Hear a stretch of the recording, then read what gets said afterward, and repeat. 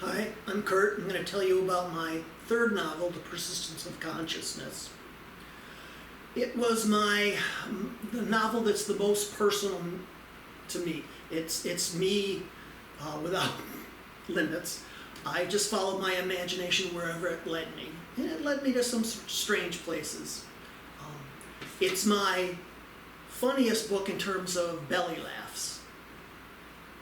Drain the Marsh has more clever humor, but for just pure laugh out loud fun, this is funnier.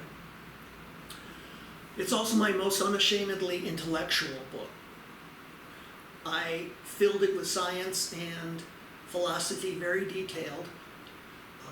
I think you'll find it informative. Let me tell you what inspired the book. First, I wanted to write about some big topic. Life and death, war and peace, good and evil. So I focused on the human soul, human consciousness.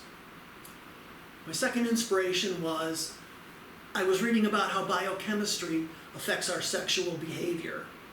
And I realized that was a comic gold mine.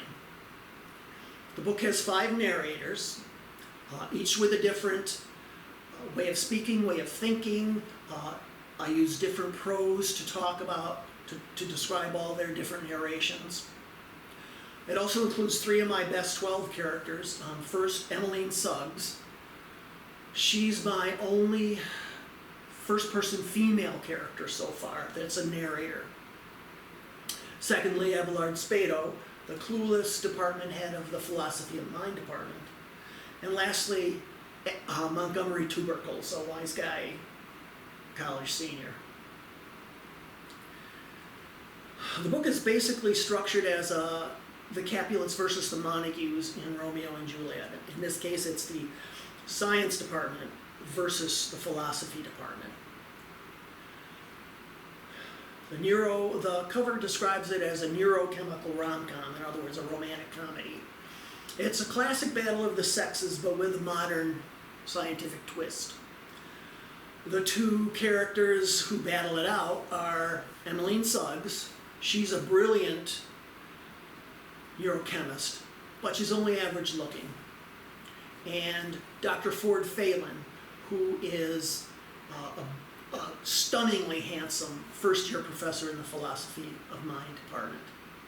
Emmeline's colleague is Dr. Simon Rood, and together their project is going to totally redefine society's conception of the human soul and will probably result in a Nobel Prize. Emmeline falls hard for Ford, but she doesn't want just to roll in the hay. She wants till death do us part.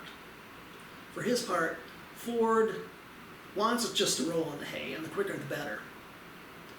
Emmeline decides she's going to use her knowledge of male biochemistry to make Ford fall in love with her and then pop the question.